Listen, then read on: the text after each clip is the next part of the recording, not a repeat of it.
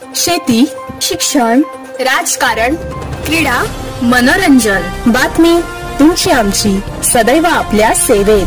प्रकट महाराष्ट्र. नमस्कार, मी फिजा मोनिये आणि आपण पाहत आहात प्रकट महाराष्ट्र. समृद्ध कोकण संघटनेच्या वतीने स्वराज्यभूमी आंदोलन. राजापूर तालुक्यातील भू या गावातून कोकणच्या भूमीसाठी भूमिपुत्रांच्या ऐतिहासिक आंदोलनाची सुरुवात.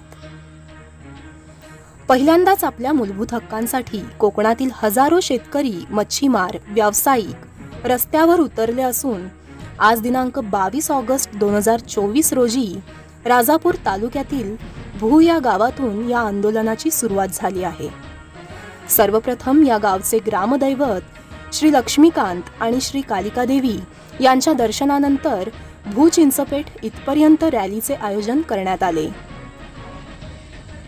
स्वराज्यभूमी आंदोलनामागील कारण हे या आंदोलनकर्त्यांच्या महत्त्वाच्या 10 मागण्या सरकारने मान्य करून आमच्या निसर्ग समृद्ध कोकणाचे निसर्ग वैभव अबाधित राहावे हेच आहे. स्वराज्यभूमी आंदोलनाच्या मागण्या पुढीलप्रमाणे: आंबा बागायतदार व पारंपरिक मच्छीमार संपूर्ण कर्जमाफी, माकडांची समस्या व डुक्कर, गवे, वन्य प्राणी नियंत्रण, आंबा व कोकणातील पिके विम्याचे निकष कोकणासाठी स्वतंत्रपणे बदल करावा, काजू बी ₹150 व सुपारी ₹500 हमीभाव, हाऊसबोट, CRZ बांधकामे, जलपर्यटन, वाळू, चिरेखाण, निसर्गपूरक उद्योग सहज परवानग्या, 2024 पर्यंतच्या पर्यटन उद्योग बांधकामे अधिकृत करावीत परवानगी द्यावी, शेती, बागायती, मत्स्योद्योग व पर्यटन दरवर्षी प्रत्येकी 1000 प्रमाणे निधी एकूण 3000 कोटी द्यावा, माशांची शेती पंतप्रधान मत्स्य संपदा योजना मच्छीमारांसाठी प्रोत्साहन व सबसिडी, 17 वर्षे अपूर्ण असलेला व अपघात प्रवण कोकण हायवे बांधून पूर्ण करा, कोकणातील MPSC UPSC सोडून 90% सरकारी, खाजगी, सहकारी बँका नोकऱ्या कोकणातील तरुणांना मिळाल्या पाहिजेत. भू चिंचपेठ येथे समृद्ध कोकण संघटनेच्या प्रमुख समन्वयकांची भाषणे झाली. यामध्ये या संघटनेचे मुख्य समन्वयक श्री संजय यादवराव यांनी आंदोलनाची दिशा दर्शवणारे भाषण आणि मोलाचे मार्गदर्शन केले. समृद्ध कोकण संघटनेचे प्रमुख संजय यादवराव हे या आंदोलनाचे मुख्य समन्वयक आहेत. समृद्ध कोकण शेतकरी संघटनेचे संचालक प्रदीप उर्फ बाबा साळवी, भूपंचक्रोशीतील विनय सरफरे, संजय सरफरे, मंदार सप्रे, कशेळी आडिवरे येथील सुरेंद्र कारेकर, आबिद काझी आदींची प्रमुख उपस्थिती होती. तर काहींनी आंदोलनासाठी मोलाचे मार्गदर्शनपर भाषणे केली. अनेक शेतकऱ्यांनी यात पुढाकार घेतला आहे. दिनांक 22 ऑगस्ट ते 24 ऑगस्ट पर्यंत खिणगिणी येथे साखळी उपोषण घोषित केले असून दिनांक 25 ऑगस्ट रोजी रत्नागिरी जिल्हाधिकारी कार्यालय रत्नागिरी समोर मागण्या मान्य होईपर्यंत बेमुदत साखळी उपोषणाची घोषणा या संघटनेमार्फत करण्यात आली आहे. प्रकट महाराष्ट्रासाठी आमचे प्रतिनिधी मोहम्मद मोनिये, भू, राजापूर. पेशवे यांचा जय हो, कान्होजी आंग्रे यांचा जय हो, लोकमान्य बाळ गंगाधर टिळक यांचा जय हो, स्वातंत्र्यवीर सावरकरांचा जय हो, डॉक्टर बाबासाहेब आंबेडकर यांचा जय हो, आद्य क्रांतिकारक वासुदेव बळवंत फडके यांचा जय, वंदे मातरम, वंदे मातरम, शेतकरी एकजुटीचा जय हो, कोकण वासियांच्या एकजुटीचा जय हो, मच्छीमारांच्या एकजुटीचा जय हो, पर्यटन व्यावसायिकांच्या एकजुटीचा जय हो, भारत माता की जय, भारत माता की जय. काजूला 150 हमी भाव, काजूला 150 रुपये हमी भाव मिळालाच पाहिजे, मिळालाच पाहिजे. काजूला 150 रुपये मिळालाच पाहिजे. जय जवान, जय किसान, जय जवान, जय किसान. वंदे मातरम, वंदे मातरम. आंबा बागायतदारांना कर्जमाफी, आंबा बागायतदारांना कर्जमाफी, मच्छीमारांना कर्जमाफी, मच्छीमारांना कर्जमाफी, पर्यटन, मच्छीमार आणि बागायतदार शासनाकडून निधी, शासनाकडून बजेटमध्ये तरतूद, जय वंदे मातरम, वंदे मातरम, जय जवान जय किसान, जय जवान जय किसान। छत्रपती शिवाजी महाराज की जय, छत्रपती समृद्ध कोकण संघटना व स्वराज्य आंदोलन त्याची ही रॅली चिंतमनेने येत आहे, तरी त्वरित शेतकऱ्यांनी इथे जमायचं आहे। भू गावातून सुरुवात होते। कोकणच्या शेतकऱ्यांच्या मागणीचा प्रश्न आपण आता घेतलेला आहे। विधानसभेची निवडणुकी आता काही महिन्यावर ठेपलेली आहे आणि या आंदोलनाला आपली सुरुवात केलेली आहे। आपण कसं याकडे बघताय? भू हे ऐतिहासिक गाव आहे आणि जसं पुणतांब्यावरून शेतकऱ्यांचं आंदोलन सुरू झालं तसं कोकणचं आंदोलन भू या गावातून भूमिपुत्रांसाठी आणि कोकणच्या भूमीसाठी लढा सुरू होता। 40% महाराष्ट्राचं उत्पन्न हे कोकण, मुंबईचे 2 जिल्हे रायगड, पालघर आणि ठाणे जिल्हा, आम्ही भारताला आणि महाराष्ट्राला इतकं उत्पन्न देतो, मग आमच्या कोकणातल्या पर्यटनाला साधी महिलांची टॉयलेट का बनवली नाहीत? त्या गावांमध्ये जायला रस्ते का बनवले नाहीत? मच्छीमार दरवर्षी 15,000 कोटीचे मासे पकडतो, शासनाला जीएसटी मिळवून देतो, इतका जीएसटी कोकण महाराष्ट्राला देतो, निदान मच्छीमारांचा जीएसटी त्यांना परत का दिला जात नाही, ज्याच्यामुळे त्या मच्छीमारांची कर्जमाफी होईल? गेली 10 वर्ष आंबा बागायतदार ओरडतायत की आम्हाला एकदा तरी कर्जमाफी द्या। दरवर्षी साखरेला, ऊसाला मदत, कापसाला मदत, शेतकऱ्यांना मदत केली पाहिजे, पण कोकणातल्या आंबा बागायतदाराला का मदत केली जात नाही? कोकणातल्या शेतकऱ्याला का मदत केली जात नाही? ऊसाला FRP, कापसाला हमी भाव, सोयाबीनला हमी भाव, पण कोकणातल्या काजूबीला हमी भाव का दिला जात नाही? कोकणातल्या सुपारीला हमी भाव का जातला नाही? कोकणातला ग्रामसेवक, तलाठी, कृषी सेवक सगळे कोकणातले कर्मचारी हे कोकणाबाहेरून कसे येतात? दरवर्षी पहिला बोर्डात येणाऱ्या कोकणातल्या तरुणांची शिक्षक, तलाठी, ग्रामसेवक होण्याची योग्यता का नाही? कोकणातल्या 90% भरत्या या बाहेरून का होतात? अशा 10 प्रश्नांवरती हे आंदोलन आहे आणि या आमच्या मागण्या मान्य होईपर्यंत भूमधनं सुरुवात करतो आहोत, पण संपूर्ण कोकणात हे आंदोलन पेटणार आहे। आणि जर या विधानसभेमध्ये कोकणवासियांची मतं हवी असतील तर कोकणवासियांच्या रास्त मागण्या, एकही मागणी चुकीची असेल तर ते आम्ही परत घ्यायला तयार आहोत, पण आमच्या ज्या मागण्या जर योग्य असतील तर त्या या निवडणुकीपूर्वी त्या मंजूर झाल्या पाहिजेत, त्याचे GR निघाले पाहिजेत। आणि यासाठी समृद्ध कोकण संघटना आणि कोकणातल्या सगळ्या संघटनांनी, कोकणातल्या आंबा बागायतदारांच्या संघटनांनी, कोकणातल्या मच्छीमारांच्या संघटनांनी हे आंदोलन भू या ऐतिहासिक गावातून सुरू केलंय। मग त्या सगळ्यांनी आपण संघटित होऊन एकत्र येऊ, अशा प्रकारची जर आपण आंदोलने केली तरच सरकारला जाग येते। आपापसातल्या चर्चेला काही किंमत नसते, म्हणून आज आपण सगळे शेतकरी बांधव संघटित झालोय व हे समृद्ध कोकण संघटना व स्वराज्यभूमी आंदोलन आपण छेडतोय। आज या इथे मंचावरती मुख्य समन्वयक श्री संजय यादवराव आपल्याला संबोधित करतील। यादवरावांपूर्वी मी आपली एक भूमिका मांडणार आहे अगदी थोडक्यात, आणि मग संजय यादवराव आपल्याला मार्गदर्शन करणार आहेत। समृद्ध राज्यभूमी कोकणातर्फे समृद्ध स्वराज्यभूमी आंदोलन या ठिकाणी आयोजित करण्यात आलेलं आहे। समृद्ध कोकण संघटनेचे समृद्ध कोकण चळवळ महाचळवळ होईल अशा अपेक्षेने आपण देशातल्या एक अक्षरी नावाचं जे गाव आहे भू, या गावापासून, ऐतिहासिक गावापासून सुरुवात करतोय। मी या आंदोलनाला मनापासूनच्या शुभेच्छा देतो। याचं कारण कोकणातला शेतकरी पहिल्यांदा रस्त्यावर उतरलेला आहे आणि जागा झालेला आहे याची मला जाणीव झालेली आहे। त्यामुळे तुमचं सगळ्यांचं मी या ठिकाणी मनापासून अभिनंदन करतो, कारण आपण आपल्या प्रश्नासाठीच आत्ताच निवेदक म्हणले की आपण आपापसात चर्चा करतो, 4 बागायतदार एकत्र आले की चर्चा केली जाते, पण आपण रस्त्यावर कधीच उतरत नाही आणि यंत्रणेकडे कधी जाब मागत नाही. समृद्ध कोकण संघटनेच्या माध्यमातून आपण रस्त्यावर उतरलेलो आहोत आणि आपल्या प्रश्नांसाठी यंत्रणेला जाब विचारतोय, हे फार महत्वाचं आहे.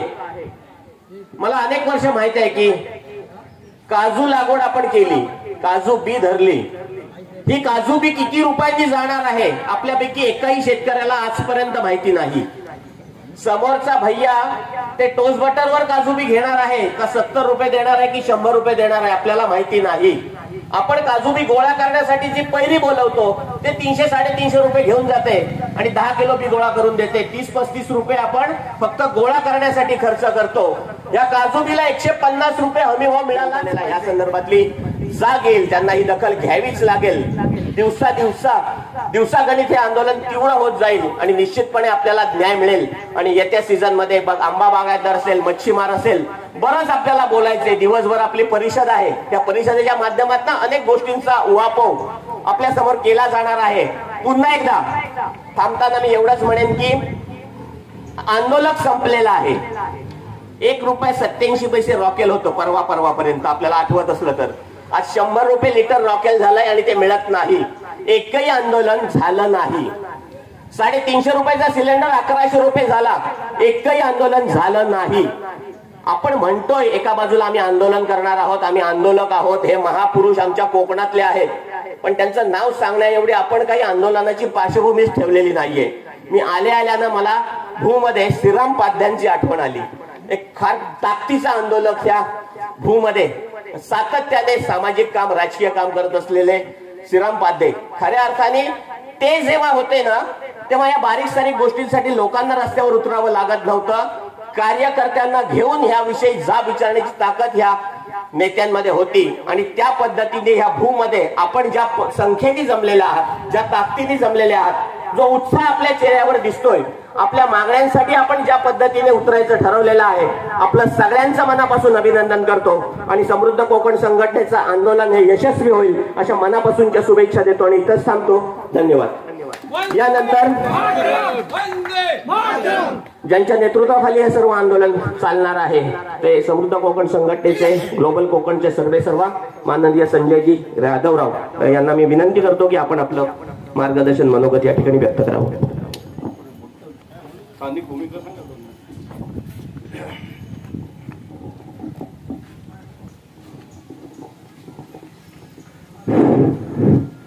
समृद्ध कोकण आंदोलन जे आपण ही लोक चळवळ जी या ठिकाणी आज आपण या चळवळीचा प्रारंभ केलेला आहे.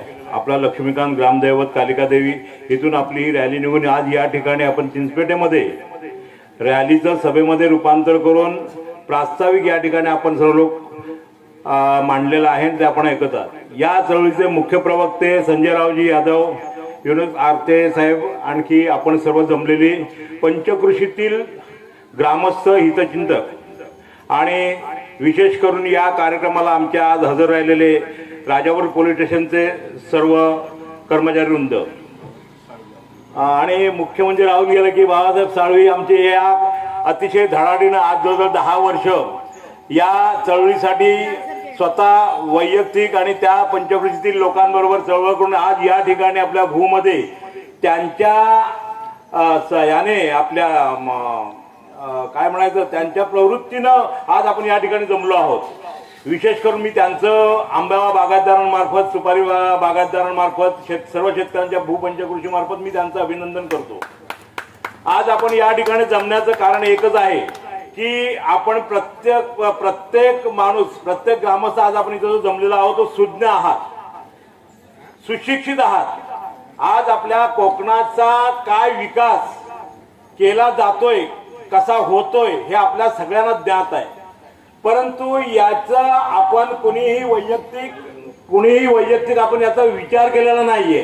पण आज या ठिकाणी आपण संजयराव यादवांच्या मार्फत या ठिकाणी आज आपण जमलो आहोत आणि हे आपल्या या कोकण समृद्धी चळवळीचं जे आंदोलन सर्वानुमते पुकारलेलं आहे, अतिशय चांगला कार्यक्रम आहे. या कार्यक्रम आपण जर सिद्धीला नेला 3-4 दिवस आपण हे जर ठिय्या आंदोलन जे मांडलं तर आपल्याला शासनाकडून त्याचा नक्की कुठेतरी प्रत्यय येऊन शासनाला जाग येईल आणि जाग आल्यानंतर आपल्याला त्याचा नक्की आपल्या शेतकऱ्यांना उपयोग होईल.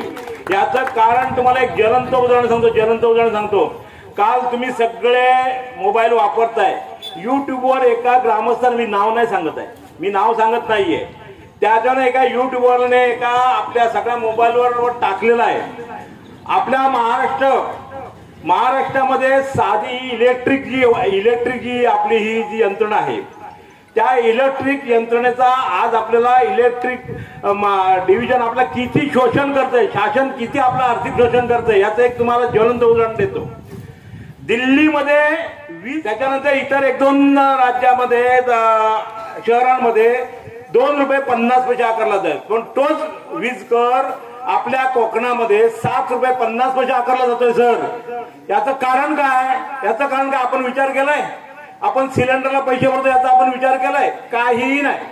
मस्तपैकी शासन आपल्यावर आकारतायत कर, आपण भरतोय, खिशातून आपले पैसे जात आहेत, शासनाला काय देणं घेणं नाही आणि आपल्या लोकांना पण काय देणं घेणं नाही. आज आंबा बागायतदार, चिरेखनवाले, अन्य काही जो आपण जे प्रत्येक जो कर भरतोय शासनाला, याचा जर आपण विचार केला तर 40% सर तो आपल्याला सांगतीलच. पण मी एक तुम्हाला प्रस्तावना म्हणून सांगतो, या सगळ्याचा विचार करता आज आपण इथे ठिय्या आंदोलन मांडलेलं आहे आणि आज आपण 2-3 दिवस ठिय्या आंदोलन मारून आपले जे प्रश्न शासनापर्यंत पोहोचवायचे आहेत ते पूर्ण ताकदीने आपण सर्व ग्रामस्थांनी या ठिकाणी खिणगिणी उद्यापासून 2-3 दिवस आंदोलन चालू राहणार आहे. त्या ठिकाणी आपण सर्व आपली उपस्थिती प्रार्थनीय आहे. आपण उपस्थित राहिलो, आपला जर मार्गदर्शनाखाली, संजय यादवरावांच्या मार्गदर्शनाखाली जर आपण हे ठिय्या आंदोलन पुकारलं आणि उद्या रत्नागिरीला कलेक्टर ऑफिसला गेलो तर त्याचा नक्की सगळ्यांना फायदा आपल्याला होईल. एवढं मी सांगून माझे 2 शब्द संपवतो. जय हिंद, जय महाराष्ट्र. धन्यवाद. खरोखर कोकणाचा विकास होतोय आपण खूप ऐकतोय. कोकणातली 40% घरं प्रत्येक वाडीतली आज बंद असलेली आपल्याला दिसतील. रोजगाराच्या कुठल्याही संधी उपलब्ध नाहीत. सगळा 10वी झालेला तरुण मुंबईकडे जातोय, तो सुद्धा त्या बदलापूरच्या, भांडूपच्या आणि दिव्याच्या डोंगरावर जातोय. आणि एका बाजूला कोकणामध्ये रोजगाराच्या संधी नाहीत, कोकणातले रस्ते चांगले नाहीत, पर्यटन स्थळांना सोयी नाहीत, गावातली 40% घरं बंद आहेत. आणि मग कोकणाचा विकास तो काय होतोय, हा फार मोठा प्रश्न आपल्याला सगळ्यांना पडला पाहिजे. आणि निश्चितपणे हा प्रश्न पडल्यानंतर साधा जो ग्रामीण भागातला शेतकरी काजूबी लावतोय, आंबा लावतोय, सुपारी लावतोय, त्यालाही हमी भाव आपण जर देणार नसू तर त्याच्या विरोधातलं आंदोलन हे यशस्वी व्हावंच लागेल. ह्या सर्व आंदोलनाचं नेतृत्व करणारे संजय यादवराव यांना मी विनंती करतो की आपण आपलं मनोगत व्यक्त करावं. या ठिकाणी आपल्या या आंदोलनाचे प्रमुख, आपल्या शेतकरी संघटनेचे प्रमुख बाबाशेठ साळवी, युसू आरते, संजय शेठ सरफरे, विनय सरफरे, मंदार सप्रे आणि सर्व प्रमुख बागायतदार सुरेंद्र कारेकर, आमचे सकपाळ रवींद्र सकपाळ, विशेष कौतुक करेन मी आडिवरे आणि कशेळी. जरा हातवर करा आडिवरे कशेळीमधून आलेल्या लोकांनी. जरा आमचं जोरदार टाळ्या वाजवा. ही सुरुवात आहे. 2 पंचक्रोशी मधले लोक गोळा झालेत.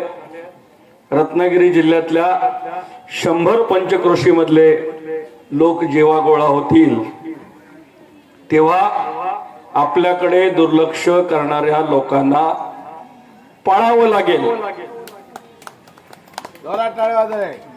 खूप झालं.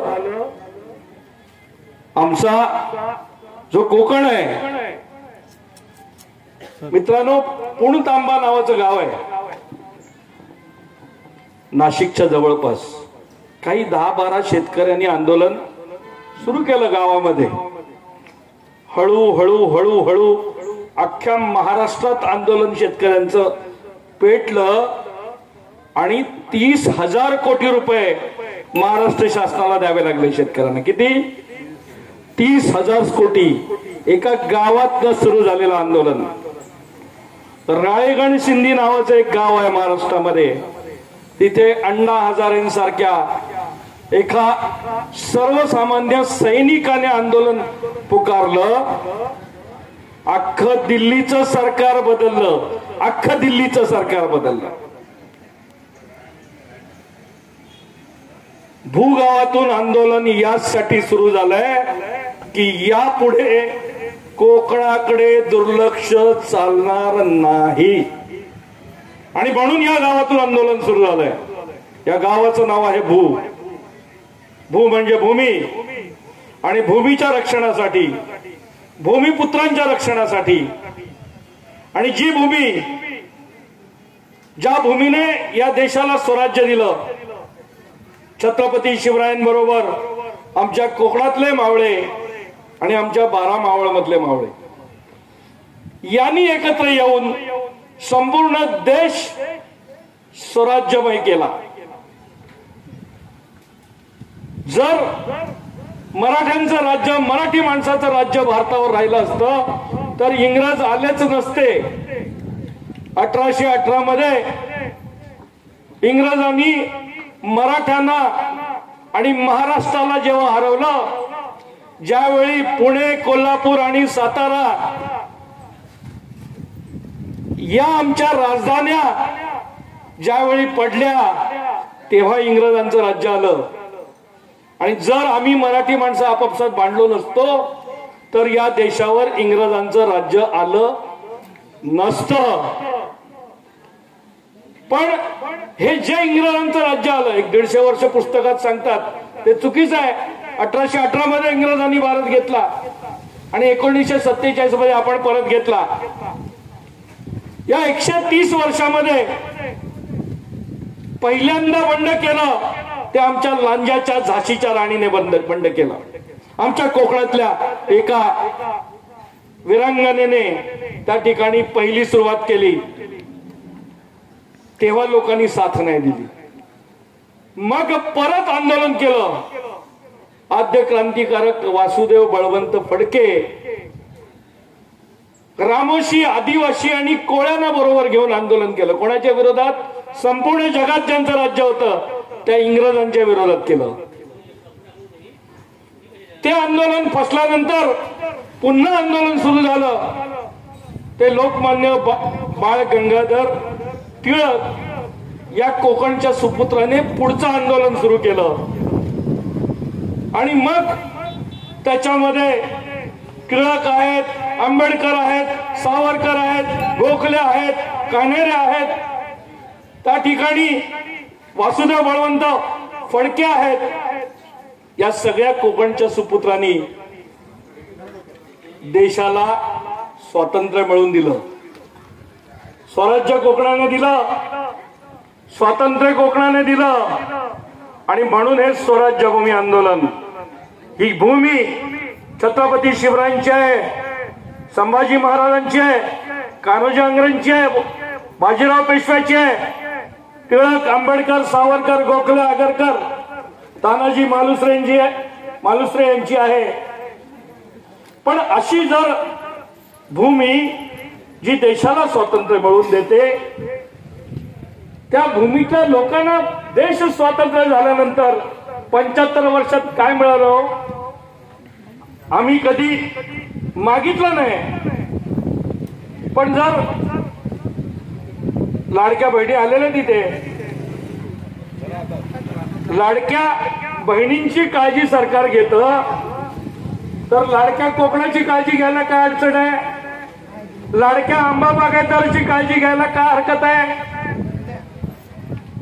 ज्या आंबा बागायतदाराने कधी सरकारला त्रास दिला नाही, ज्या माझ्या मच्छीमाराने कधी सरकारला त्रास दिला नाही, पण दरवर्षी ऊस अडचणीत आला, साखर कमी पिकली, द्या 5,000 कोटी रुपये.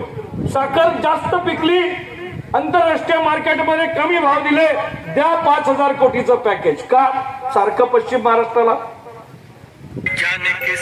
ऊसाला FRP, साखरेला हमी भाव, की माझ्या कोकणातल्या शेतकऱ्याला पण हमी भाव.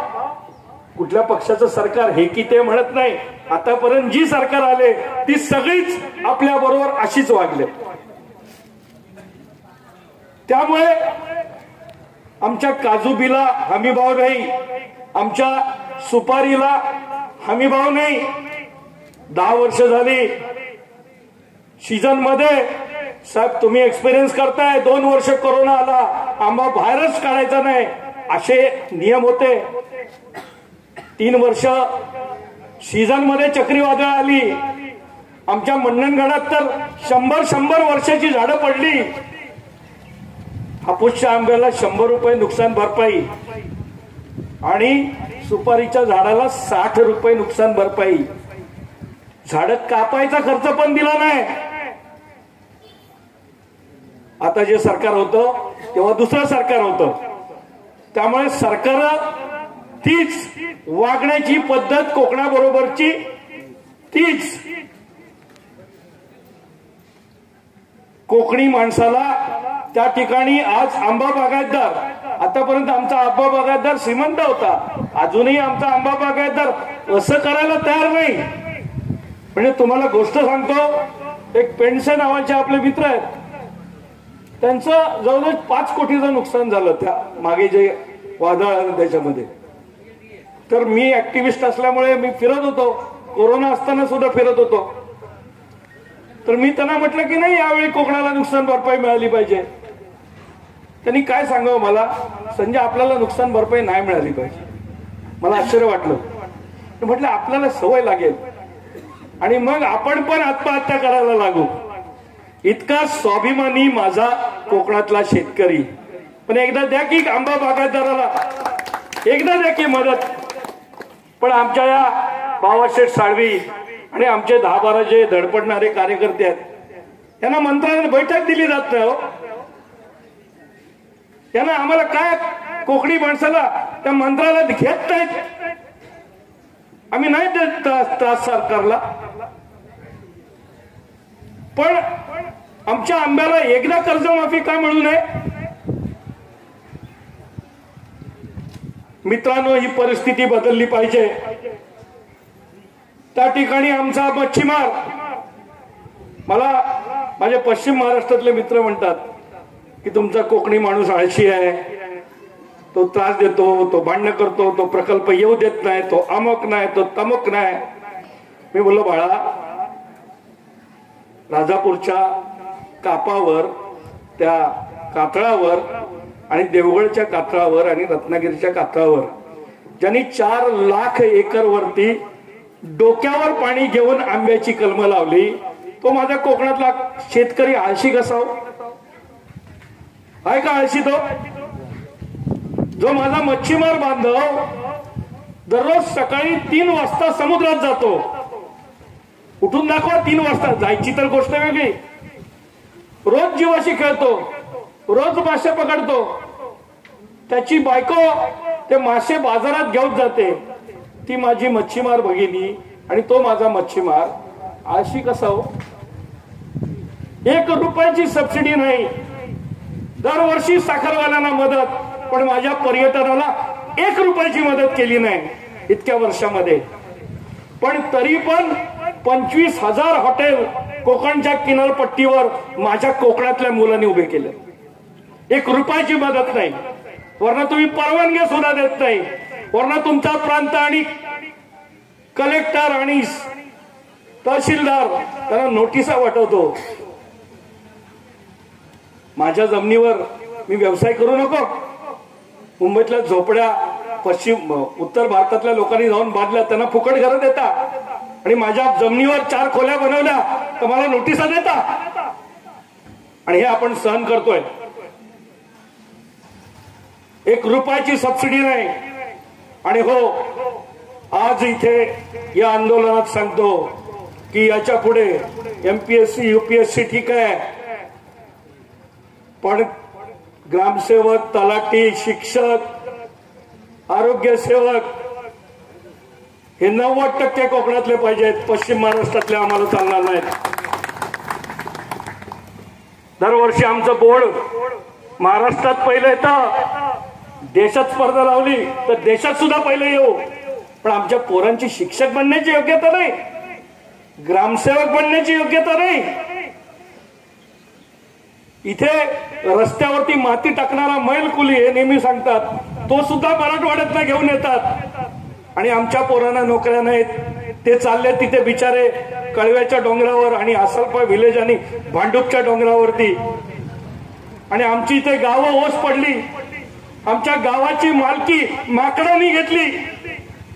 आज गावामध्ये माकडं जास्त राहतात आणि माणसं कमी राहतात. शाळेत जायला पोरं नाहीत, गावात राहायला तरुण नाहीत. एवढी भयानक स्थिती कोकणाची झाली आणि याला कारणीभूत कोण आहे? कोण आहे कारणीभूत? सांगा सगळ्या परिस्थितीला कोण कारणीभूत आहे? सरकार. सरकारपेक्षाही जास्त कारणीभूत कोण आहे? कोण आहे? आपण आहे. अधिकारी. अधिकाऱ्यांपेक्षाही जास्त कारणीभूत कोण आहे? आपण आहे. आपण कोकणातले नेते आणि या नेत्यांना निवडून देणारे कोण आहेत? आपण. तो सगळ्यात जबाबदार या सगळ्या परिस्थितीला कोण आहे? आपण. कोकणी माणूस याला जबाबदार आहे. बरोबर आहे. आणि म्हणून आजचा हा जो आंदोलन आहे, ही स्वातंत्र्याची लढाई आहे, ही स्वराज्याची लढाई आहे, ही कोकणच्या अस्मितेची लढाई आहे. आणि म्हणून तुम्हाला सांगणार आहे की या भूगावाचं नाव इतिहासात अजरामर होणार आहे. जसं मी पुणतांब्याचं नाव घेतलं ना, तसं या विनय सरफरेमुळे, या मंदारमुळे, या संजय सरफरेंमुळे, तुम्ही घेतलेल्या पुढाकारामुळे भू या गावाचं नाव इतिहासात अजरामर होणार आहे. कोकणाची क्रांती कुठून झाली? राजापूर मधल्या भू या गावातून झाली. आणि हे क्रांतीचं गाव, ही मशाल, हे आंदोलन संपल्यानंतर थांबली नाही पाहिजे, ती तेवत राहिली पाहिजे. पुढचे 3 दिवस मी स्वतः तुमच्या बरोबर इथे बसणार आहे आणि पुढचे 3 दिवस माझी इच्छा आहे, तुमच्यासाठीची लढाई आहे ही आंबा बागायतदारांसाठी नाही, ही तुमच्यासाठीची आहे, तुमच्या पुढच्या पिढीसाठी आहे. गणपतीला आणि शिमग्याला कोकण भरलेलं असतं ना, ते रिकामं का झालं? आपल्या सगळ्यांमुळे रिकामं झालंय. आणि कोकणाचे प्रश्न जे विधानसभेत मांडले जात नाहीत, तुम्ही नेहमी वाचताना, बातम्या वाचता, किती लोक पेपर वाचतात? विधानसभेमुळे, कांद्यामुळे विधानसभा बंद पडली, साखरेच्या भावासाठी विधानसभा बंद पडली, जास्त पाऊस पडला, द्राक्ष खराब झाली, विधानसभा बंद पडली, दुष्काळ पडला, चारा छावण्या लावा म्हणून विधानसभा बंद पडली. कधी पडली का हो कोकणातल्या हापूस आंब्यासाठी? नाव तरी घेतात का हापूस आंब्याचं?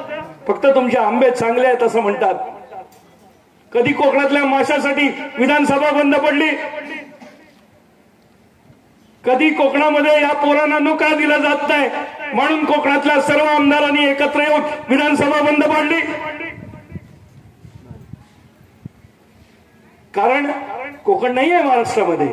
ज्या कोकणाने देशाला स्वातंत्र्य दिलं ते कोकण महाराष्ट्रात नाही.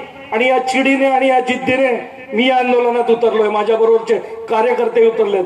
मुंबईतनं किती जण आलेत? हात वर करा जरा. मुंबईतनं किती जण आलेत?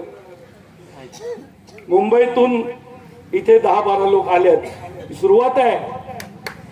आपला मुंबईकर, चाकरमानी, आपला रत्नागिरीकर, आपला आडिवरेवाले जे तिकडून आले इथे, मला वाटते जर सगळे सुरेंद्र कार्यकर जर सगळे जागे झाले ना,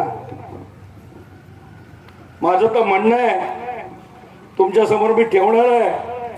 पण यावेळी या विधानसभेमध्ये आंबेवाल्यांचा एक माणूस उभा करायचा आपल्याला. आपल्याला जरा दाखवून द्यावं लागेल की आमची ताकद काय आहे. जेव्हा या पक्षांना, या सरकारला कळेल की आंबेवाल्यांना मदत केली नाही तर आंबेवाले आम्हाला मतं देणार नाहीत, काजूला भाव दिला नाही तर काजूवाले आम्हाला मदत करणार नाहीत, मच्छीमारांना मदत केली नाही तर मच्छीमार आम्हाला मदत देणार नाहीत, हे जेव्हा सरकारला कळेल ना, आपण आंदोलन करून सुद्धा यांना काय फरक पडणार नाहीये. यांना माहिती आहे कोकणी लोक काय नाही करू शकत. गप्पा मारणार, एकमेकांना शिव्या घालणार आणि घरी जाणार. आणि असं 75 वर्ष चालू आहे. मग लग्न बारशी जरा आलं की आपला कोकणी माणूस खुश होतो. असं अख्ख्या कोकणात चालू आहे. आणि म्हणून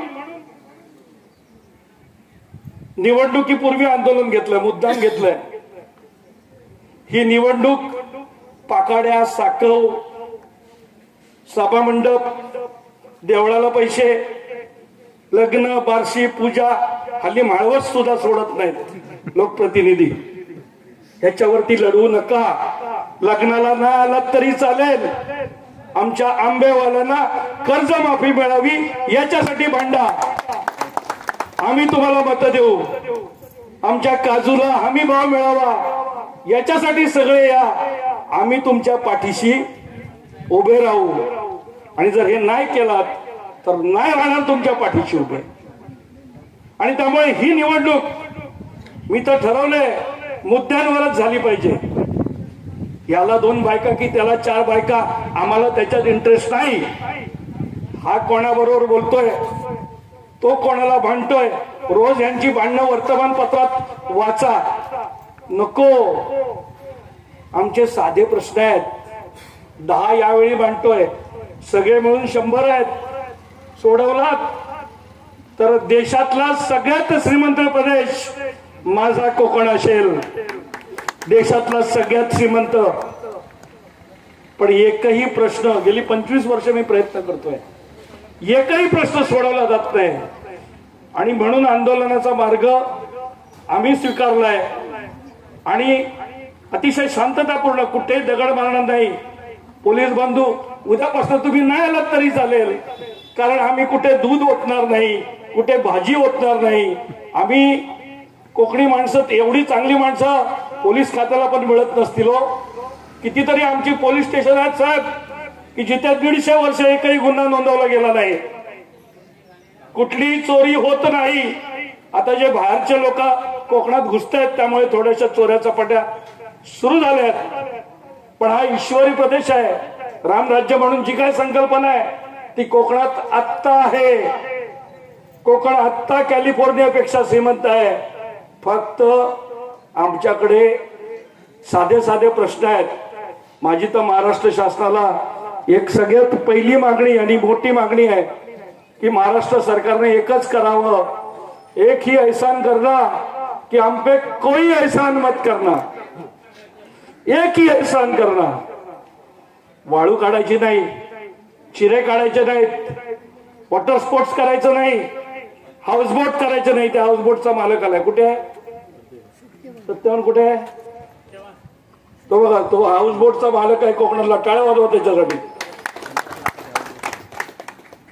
50 लाखाची हाऊसबोट परवानगी नसताना बनवली आणि परवानगी पण मिळवली.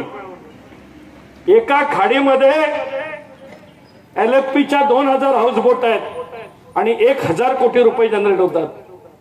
साहेब, मला परवानगी द्यायला तयार नाही ते लोक. एका जैतापूरच्या खाडीमध्ये नाणार प्रकल्पामुळे कोणाचं भलं होणार आहे मला माहित नाही. पण नुसती वॉटर स्पोर्टची परवानगी दिलात, नुसती हाऊसबोटची परवानगी दिलात, नुसती कोळंबीची शेती करण्यासाठी मदत केलात तर अख्खा राजापूर तालुका कायापालट होईल. आणि म्हणून सरकारवर अवलंबून राहून कोकणचा विकास नाही. जे हक्काचं आहे ते मिळवणार, त्याची सुरुवात या भूगावातून आपण करतोय. पण आपण सगळेजण एकत्र येऊया. मी संजय शेठ ठरवलंय की मी संपूर्ण कोकणात काम करतो. डहाणू पासून वेंगुर्ला पर्यंत मी फिरत असतो. पण तुमच्यासाठी थोडा जास्त वेळ द्यायला तयार आहे मी. आपण प्रत्येक गावात, ते रिकामे असतात ना, त्यांनी राजकारण करत बसावं, पण काम करणाऱ्यांची संघटना करूया. आमचे शेतकरी, आमचे बागायतदार, आमचे मच्छीमार, आणि मग कोळंबीची शेती, हाऊसबोट आहे, वॉटर स्पोर्ट्स आहे, इको टुरिझम आहे, हापूस आंब्याची आधुनिक शेती आहे. चिरेखाण केली तर चिऱ्याचं उत्पन्न मिळेल, त्याच चिरेखाणीमध्ये प्लास्टिक टाकलं तर पाणी साठेल आणि मासे पाळता येतील, तेच पाणी बागेला वापरलं तर आंब्याची बाग होईल. का चिरेखाण करू नको? अरे इथे बॉक्साईटची खाण करायला निघालात तुम्ही आणि मला सांगता चिरेखाण करू नको.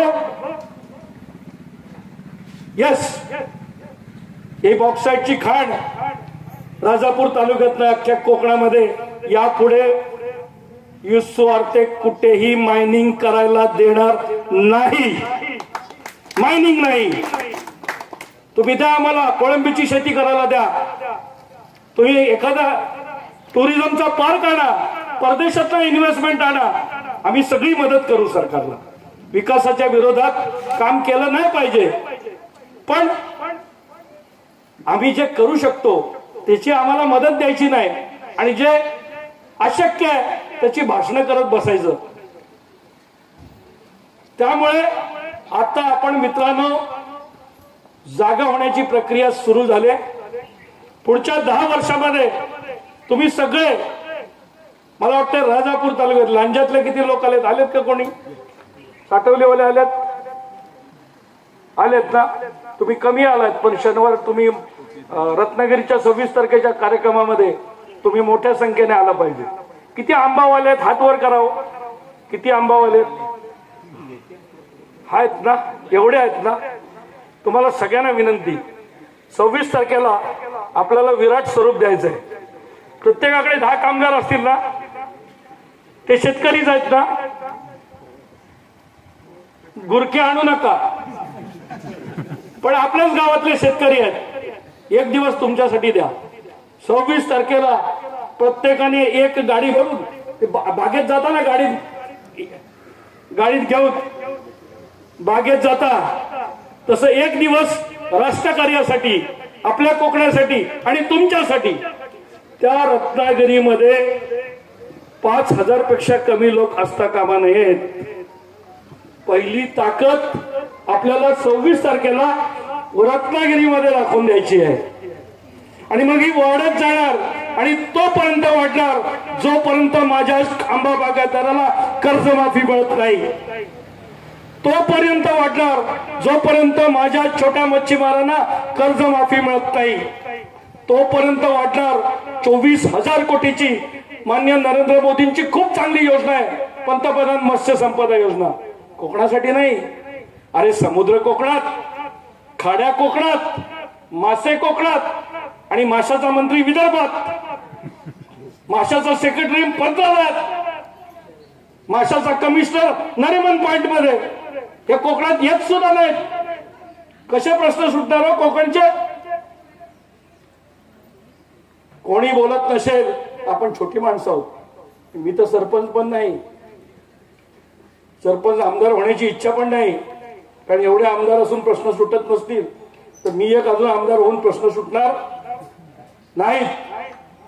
पण power of common man, power of Anna Hazare ही जर आपण उभी केली तर बघा कोकणची परिस्थिती कशी बदलायला सुरुवात होते. आणि याची सुरुवात करूया. आणि म्हणून इथून आपल्याला आता आपल्याला चालत जायचं नाही. गाड्या आहेत, ज्यांना चालत येता येईल त्यांनी चालत या, गाड्या परत पाठवतो. सगळ्यांनी उपोषण ठिकाणी यायचंय आणि हे पहिलं भारतातलं उपोषण असेल ज्याच्यामध्ये आम्ही कोणाला शिव्या घालणार नाही आहोत. आम्ही आमच्या प्रश्नांबद्दल बोलणार आहोत आणि दिवसभर पुढचे 3 दिवस मी इथे आहे. आपण सगळेजण मिळून कसं हापूस आंब्याचं, कसं आपल्या राजापूरचं, कसं इथल्या मच्छीमारांचं, कसं इथल्या आपल्या पर्यटनाचं विकास करायचा याच्यावरती आपण परिसंवाद करणार आहोत. इथे हाऊसबोटचा मालक आलेला आहे. इथे कोकणामध्ये फिशरीजची रिव्हॉल्युशन करणारा सुमंत कुलकर्णी आता थोड्या वेळात येईल. इथे मी अनेक तज्ञांना बोलवलंय. सो रचनात्मक काम करणारं आंदोलन काय हे भारताला आपण या भूमधनं दाखवून देऊ. आम्ही कोणाच्या विरोधात नाही. आम्ही कोणी दगड घेऊन, तुम्ही आमचे आहात. आम्ही इंग्रजांना हकललं कोकणी माणसांनी हो. आम्ही अफगाणी, उझबेकी, मंगोलियन लोकांना बाहेर केलं. तुम्ही तर आमचेच आहात. फक्त एवढंच आहे आमची विनंती, आमच्याकडे लक्ष द्या. कोकण ही दुर्लक्ष करण्याची गोष्ट नाही, कोकण ही लक्ष देण्याची गोष्ट आहे. तुमच्याकडे भरपूर पैसे असतील, कोकणी माणूस हातबल झालाय, हे 5,000 रुपये देतील, 10,000 रुपये देतील मताला, असं कायम होणार नाही, असं कायम होणार नाही.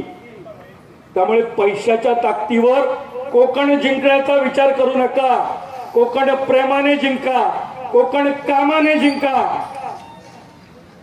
आणि म्हणून सर्व कोकणी माणसांनी एकत्र येऊन आपल्याला एल्गार करायचं आहे. सगळ्यांनी आता तिकडे जायचं. माझ्याबरोबर घोषणा देऊन आपण इथली सभा संपू. नाही, बावाशेठला बोलायचं आहे आणि ते बोलणं आवश्यक आहे. आपल्या या इथल्या सभेचा समारोप बावाशेठ करतील. जय हिंद, जय महाराष्ट्र, जय कोकण. छत्रपती शिवाजी महाराज की जय. आपण आंदोलक आहोत, आपण आपल्या भूमीसाठी लढतोय. त्या हिशोबाने आपल्या सगळ्यांच्या ह्या संघटनेच्या मार्फत ज्यांनी काही सुरुवात केली त्या संजय रावांसाठी एकदम जोरदार टाळ्या.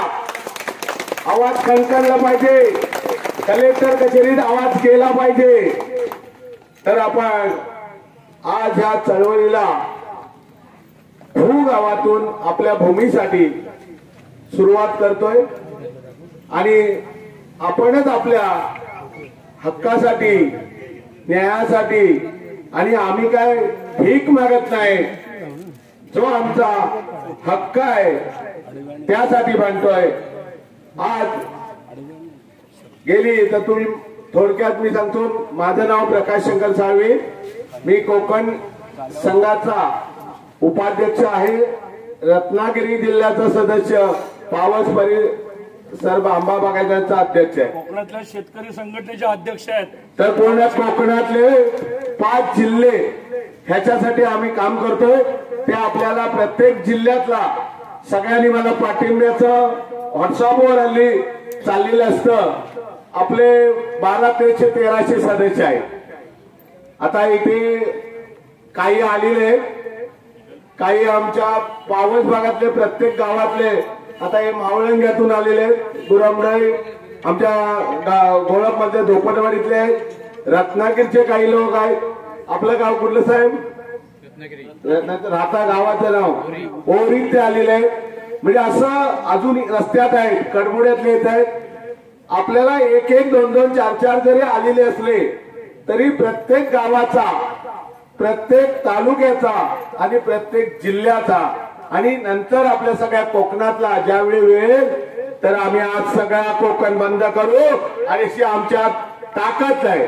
हे लक्षात ठेवा की कोणी असं गर्व करू नये सरकारने की आम्ही दुबळे आहोत, की आम्ही शांत राहतो. कोकणी माणूस हा नेहमी शांत आहे, पण एकदा तो भडकला तर काय करेल ह्याची.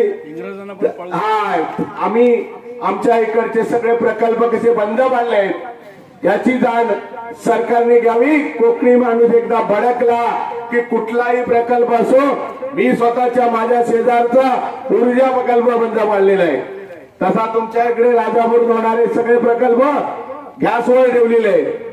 म्हणजे ते आम्ही बंदच केले. म्हणून आम्ही कोकणी माणसाचा कधी अंत बघू नका. आम्ही सरकारला विनवणी करतोय. साहेब, मी आपल्या 15ला अवकाळी पाऊस पडला, 3, 4, 5 मार्चला पाऊस पडला आणि आमच्या कोकणातला जो काय रत्न ज्याच्यावर जगाचं सगळं उत्पन्न आहे, आमचा हा कोकण समृद्ध हा आमच्या आंब्यावर आहे, काजूवर आहे आणि मच्छीवर आहे. त्यातला आमचा आंबा पावसाने त्यावर्षी उद्ध्वस्त झाला. आम्ही असे जमलो सगळे कलेक्टरांच्या इथे आणि त्यावेळी आताचे पालकमंत्री असणारे त्या पालकमंत्री आम्ही जमल्यावर म्हटल्यावर ते आले, काय प्रश्न आहे तर म्हटलं पाऊस पडला, आमचा सगळा शेतकरी उद्ध्वस्त झालाय, तर याच्यावर पर्याय काय. तर लगेच कलेक्टरना निवेदन, कलेक्टरना भेटलेलो. आमचा जिल्हा हा त्या ठिकाणी दुष्काळी म्हणून तुम्ही जाहीर करावा, कारण त्याचा ताबडतोब सर्वे, कारण जाहीर करायचं मग सर्वे लागतो. सर्वे करा. सर्वे तुम्ही किती दिवसात फिरणार, कारण जर 15 दिवसात गेलात तर त्या आंब्याला काल सगळे पडून गेलेले असतील. तर ताबडतोब सर्वे करा. त्या सर्वेवर आपण 50%च्या वरती दुष्काळी म्हणून आलो. त्या ठिकाणी आपण हा आपला जिल्हा दुष्काळी म्हणून त्यात राजापूर पण आला. अख्ख्या जिल्ह्यातली सगळे तालुके दुष्काळी म्हणून जाहीर झाले आणि त्या वर्षी आम्ही बँकेची कर्ज फेडू शकलो नाही आणि त्यामुळे सरकारने आम्हाला गोड असं आमिष दिलं की तुम्हाला पुनर्गठन करून देतो. पुनर्गठन करून देतो. आम्हाला सुद्धा बरं वाटलं. 1 वर्षाचं व्याज सरकार देणार, उरलेलं 4 वर्षाचं व्याज सरकार देणार, म्हणजे आम्ही 60% व्याज सरकार देणार, म्हणजे आम्हाला 6% व्याज किंवा 5% व्याज. जर 10% मिळालं तर 4% व्याज आपल्याला पडणार आहे.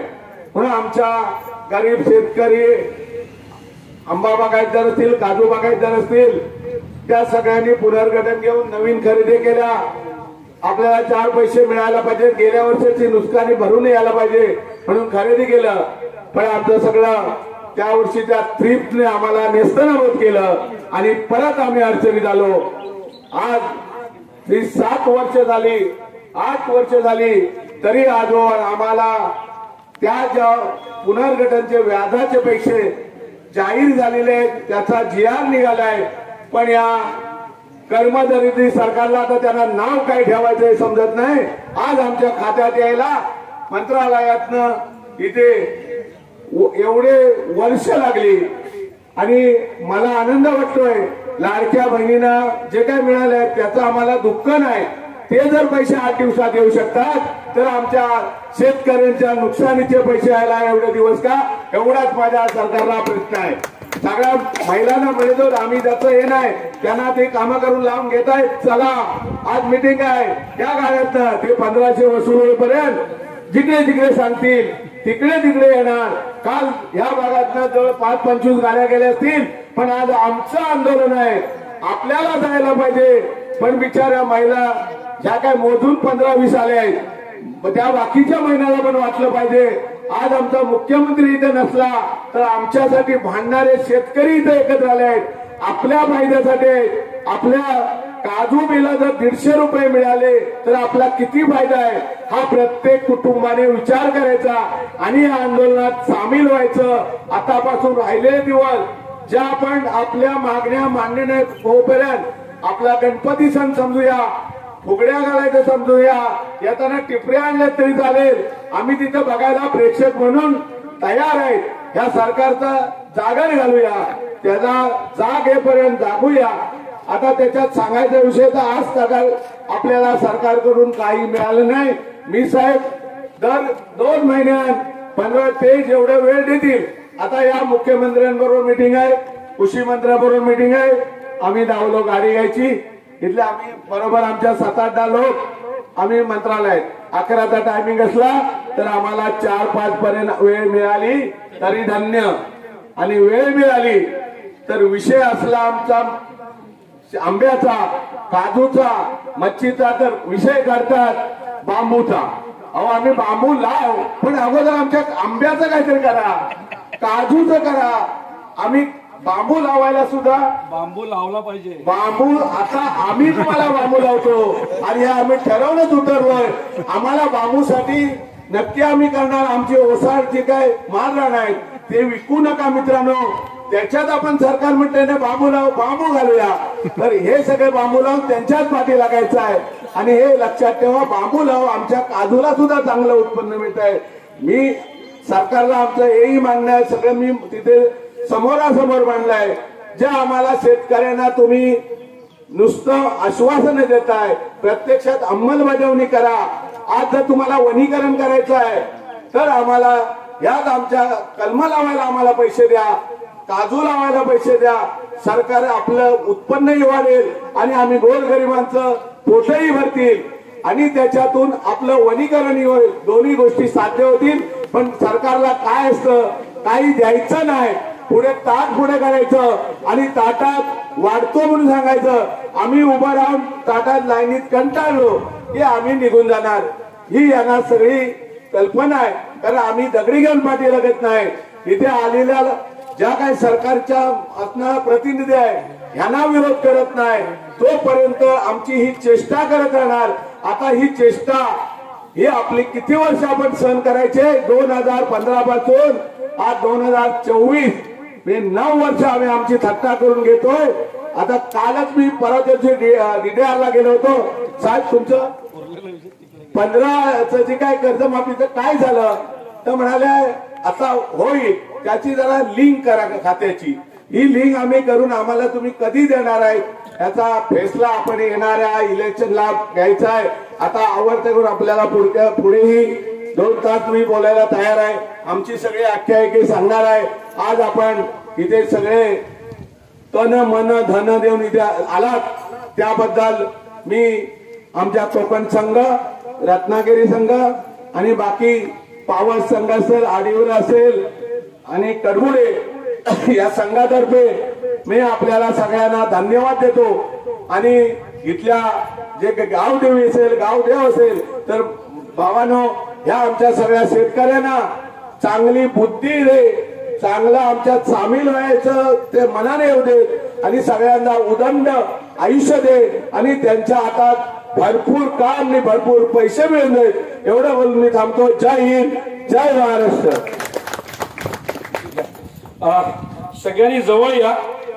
आपल्याला इथून तिथे जायचं आहे पण तत्पूर्वी टीव्ही वाले इथे आलेत कारण आपण हे करतोय महाराष्ट्र दिसायचं असेल तर ते टीव्ही वरती जायला पाहिजे. त्यामुळे सगळ्यांनी इथे पाठी उभे राहा. हा आणि टीव्ही वाले म्हणजे तुम्हाला सगळं बॅकग्राऊंड मिळेल.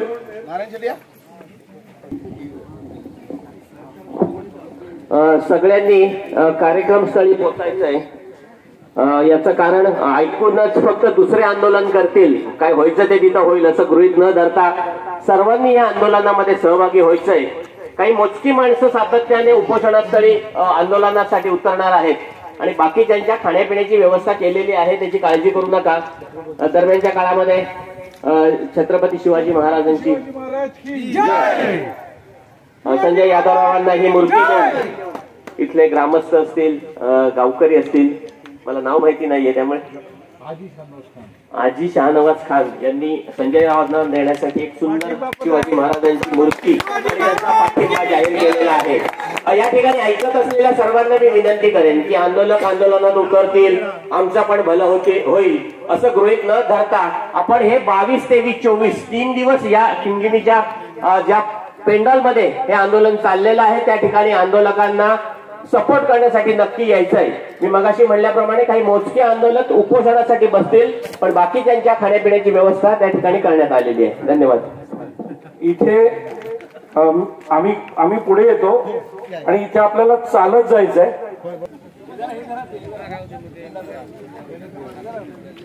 या महिला या पुढे. राजश्री इकडे.